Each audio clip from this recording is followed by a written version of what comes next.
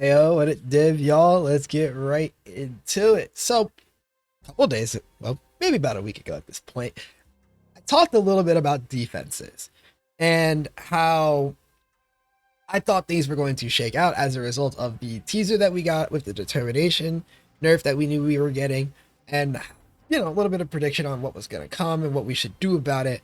And I wanted to take time to make this video to just talk about in full my plans for getting around this on builds that are most negatively affected. Right? Obviously, if you are a build that were stacking armor or evasion previously, you're not really affected by this outside of maybe not being able to cross over as cleanly, or maybe like the stacking of both is no longer as efficient as you particularly liked.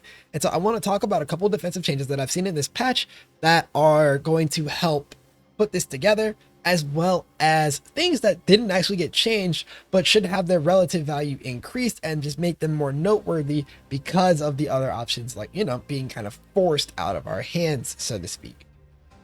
Now, before I get into it, of course, if you like these type of videos, like the video, it lets me know that y'all want to see more.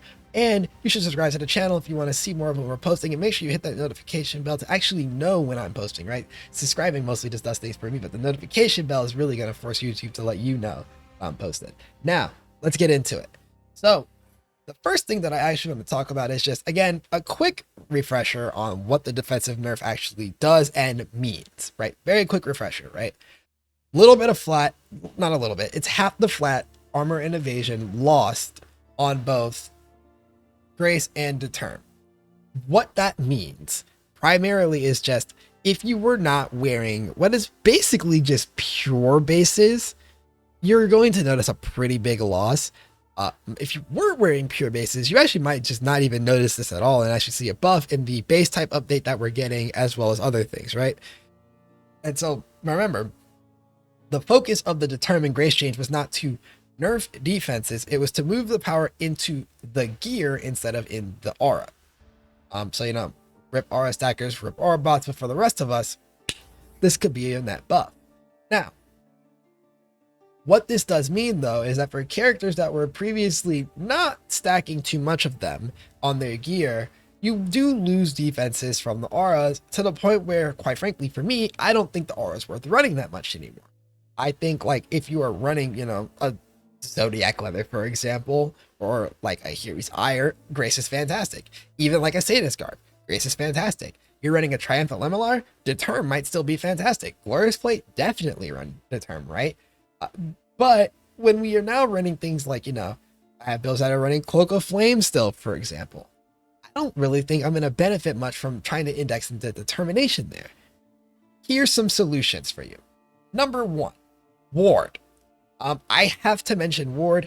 This one is not for Cloak of Flame, obviously. Ward is a really strong way to get some extra pool for your evasion, generally avoidance-based characters, evasion and block, which that block, spoilers, is later in the video to talk about in detail more so. But let's talk about Ward very quickly.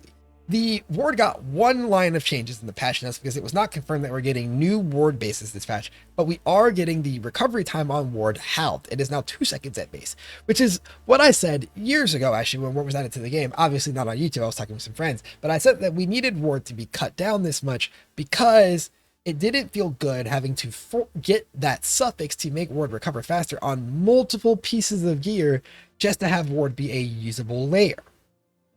Ward, if you don't know what it does, it gives you a flat, like, quote, overshield that gets used up all in one hit. And every X seconds, you get that overshield back once you've lost it. This time is not affected by taking damage at all compared to Energy Shield. So the main thing is that Ward numbers are larger than Energy Shield and recover even if you have taken damage since you lost it, but it's lost all in one. It's meant to stop you from getting absolutely wham-powed by big hits, or to just give you a little bit of a buffer between you and a bigger hit. And so this is why I say it's really good for evasion characters especially, because quite frankly, do you really need that lion pelt that you were putting on? And like a Nightmare Bassinet isn't doing shit for you anymore. So what about getting a Runic Crown? Runic Crown with just the T2 roll of the percent ward mod on it and 20% quality is over 400 ward. That's just plus 400 like max hit, like 400 life against a big hit, right? mobs come in, snake you with something ridiculous, ward, boom. That gives you a little bit of time, especially if you use something like Wind Dancer or Kintsugi, etc., or Wind Ward to further mitigate those hits. And then 2 seconds later, it's back up. And you can still roll the suffix mod to make it come up faster. Very strong defense. It pairs very well with avoidance. So block, evasion. Those are the two things I'd be looking at, right? Unfortunately, dodge is no longer in the game. But block and evasion pair very well with ward as ways to get out of big hits. Next up, let's just talk about block very quickly, as I think it's just one that fell to the wayside. I don't need to talk about evasion. We all know evasion is good. But let's talk about block very quickly, especially with the Glad rework. It's worth noting, but I think even just outside of the Glad rework, the ability to block damage is very strong. Remember that block does just fully cancel out the damage. And again, can be paired with ward to stop you from give you some way to mitigate damage or overshield against damage, while also then like having raw avoidance, because avoidance is really strong in content where you are, like against big hits. Like we've all been in this situation where you play slams and enemies have block chance, and you go for your big exotic slam and it gets blocked and you do 0 damage, right? Block is really strong against bigger hits in the sense that you just might not take the hit, and it's now supported well with ward getting a really meaningful buff in its uptime. Additionally, again, versatile combatant, all that good stuff. There are a lot of ways to play around block. Didn't want to go too far in detail on that, just something to really put on your radar again, right? Now, let's talk about Flesh and Stone, the newly buffed gem, which is a weird bit of a buff because I think, higher rating it before the buff personally, because I think before the buff, it paired really nicely with evasion characters to, blind enemies, therefore reducing their accuracy when they're close to you. Reduced accuracy pairs incredibly well with evasion, or then having the mitigation against far away enemies is very nice. But I do like the new Flesh and Stone just being a large amount of overall mitigation from all damage against enemies that are nearby you. This includes ailments that they can, puddles they can put down on you from like a caustic ground spawning source or something, right? All sorts of damage that close nearby enemies could do to you gets mitigated by Flesh and Stone, and 20% is a lot when they are like nice and close to you. I suspect that range is going to probably be like 10 to 12 units or 1 to 1.2 meters. So maybe not massive, but like even if the 10% portion of that is still like 30 units or 3 meters away, that is fantastic. And I think that's going to feel really good as a way to, again, protect you from some of those bigger hits on characters that don't have meaningful ways to protect themselves from bigger hits. Obviously, conversion has not gone anywhere. Conversion, even after the nerfs, is still going to be very strong. It's just going to be more limited in your ways to access it, right? You're probably going to have to actually consider leaning into lightning coil setups, for example, or Logo Flame setups. Dawnbreaker as an incredible way to mitigate some more fizz damage, etc. Conversion is not going anywhere. It just, it got nerfed because it is just that ridiculously strong. RIP Taste and Hate, you will be missed. Now, let's talk about one of my personal favorite pocket picks here, Enfeeble. Like I said, some things here just didn't get changed at all, but the nerfs around them increased their relative value. Enfeeble. You guys, we used to pay 50% of our mana to slap the term on a character that didn't have armor bases on it. Surely we can pay 35% of our mana for a curse that mitigates all damage. I'm just saying. And also reduces accuracy to prevent hits from hitting you, and reduces crit chance. Enfeeble is a very, very strong defensive curse. There's a reason it's been nerfed so many times, and it's still very strong. As an aura, it is pretty nice. You can even get it for free on a Uber Elder in Presence, but I wouldn't bet too much on that. They're kind of rare.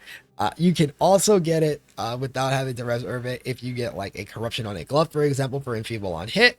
There's like a couple of ways to get Enfeeble in like more uncomfortable ways. I know like the mana stackers from lastly, the Archmage characters and whatnot, they were running Katava's Thirst with Enfeeble socketed in it because they have so much AoE that when it triggers, the Enfeeble just kind of like blankets the map. That's another fantastic use of it. Enfeeble, very good curse. Do not sleep on it. Next, I do just kind of remind you that like Arctic Armor is a reservation. It is not the most defensive reservation in the world because its mitigation is only active while you're stationary, but that does kind of give you like a little bit of protection against getting stunned and then blown up as a result of being stunned, or even just getting blown up while you're trying to attack is pretty nice. It's another way to mitigate fizz damage. There's a lot of these ways, right? There's a lot of methods out there, and so I just wanted to like make this video to put some of them out there. There's probably more of them. You should drop more ways that you can think of in the comments so that I can write them in my own notes for builds that I'm making for the future, right? and builds that everybody else is making. We can all just talk about defenses because we're going to have to resolve this puzzle. I said this a week ago that I'm most excited about this change because it now reopens the puzzle that we've had, quote, solved for the past couple of years. And now it's time for us to resolve it so that we can get back to making nice and safe characters. That said, like if you like the video, right? Subscribe to the channel if you want to see more. Hit the notification bell. I actually know when I am posting more so you can actually see it. And there's a link to my Twitch and Discord in the description. Discord to come chat, Twitch to come hang out. I will be streaming this league start. I've also been streaming a little bit like since the announcement, but I wouldn't count on that with any sort of super raw ability, just like mostly hopping on to talk PLBs and whatnot when I'm not bogged down with work and other things related to my sleep schedule, good stuff like that.